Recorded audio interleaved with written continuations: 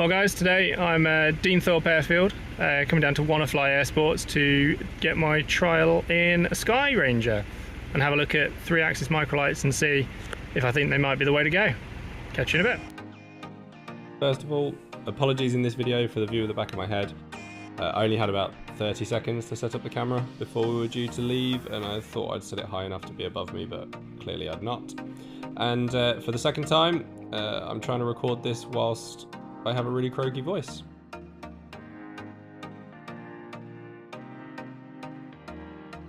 This was my first flight with my new, to me, Bose Aviation X headset. As you can see, I had an issue straight away.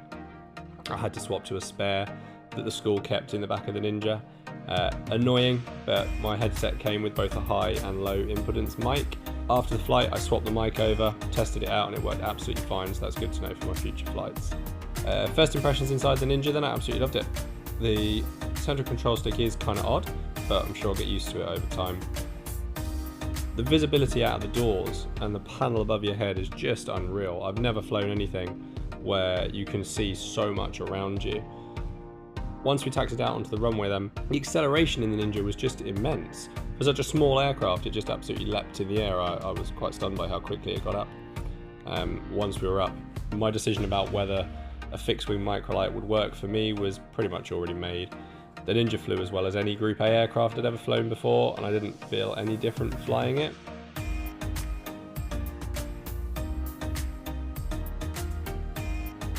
I spent some time getting familiar with how the Nynja handles and adapting to flying with my right hand on that central stick, which was still a little odd.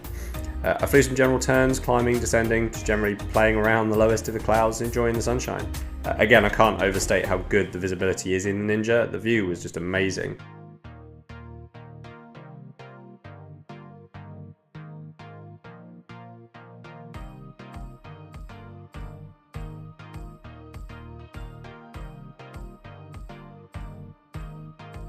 Dave then demonstrated how benign the stall characteristics of the Nynja are before I got to try it out myself. She basically just shakes her head, you get a little buffet and that's it. There's nothing more dramatic than that.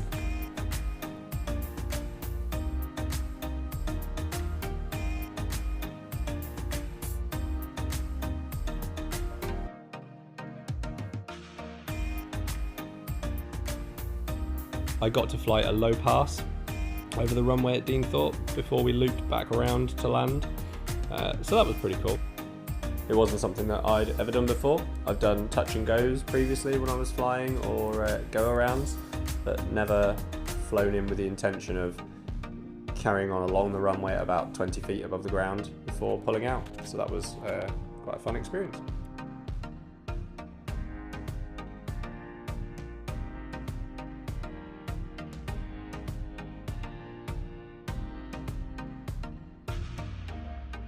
Dave demonstrated a wing down cross-wing landing, which I'd never done before, and just beautifully put the little Nynja down on one wheel initially before letting it settle onto the other two.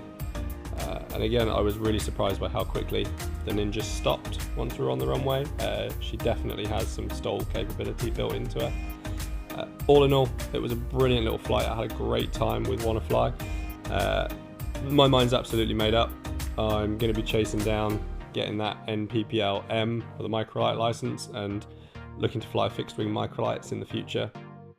So come with me. There might be a bit of a gap now. I'm sort of planning to start my training properly at the beginning of next year, but I'll try and get some videos of something out between now and then rather than leave you all in the dark. But my actual flight training is probably going to start beginning of next year. Like and subscribe for me. Then yeah, thank you for coming along. Catch you on the next one.